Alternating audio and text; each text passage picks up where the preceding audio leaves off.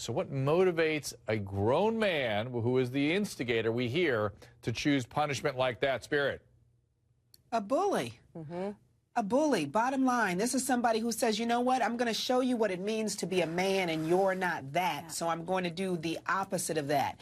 And for that woman to allow that to happen to her child tells me that she's just as broken as he was. I completely agree with you. And Wendy, she said she didn't want to jeopardize their living situation, which is why she allowed this to go on. I'm wondering if she was the victim of some sort of domestic abuse in addition. Yeah, remember, these single mothers, so many of them have attachment issues, and they are targeted by these predators who hurt children. Single mothers out there, protect your kids. But listen to this boy's poor behavior, his crime. He has bladder control issues. He's only 10 years old. This is very normal, or else he has emotional trauma because he's been parented by this one for 10 years. By these two I'd wet the bed too. Yeah, I would. It's so true.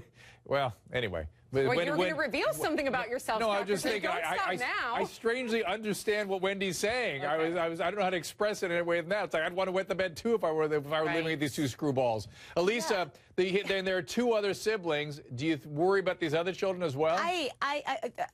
The amount of things that I worry about in this story are immeasurable. But certainly I worry about the other children because, of course, if they aren't being directly abused themselves, which I'm probably pretty certain they are witnessing it, and they're being affected by that. And this woman, you know, as a mother myself, these things are just so upsetting on such a deep core level.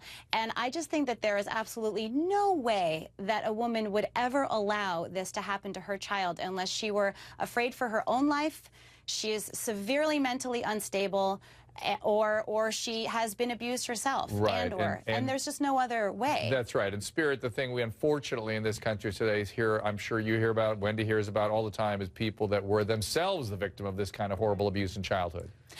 Absolutely. And, you know, we have to make the point, because I know that there will be people out there that are going, what are you guys talking about? I don't understand why this is punishment, why this is abuse. They put the kid in a dress. They didn't hurt him.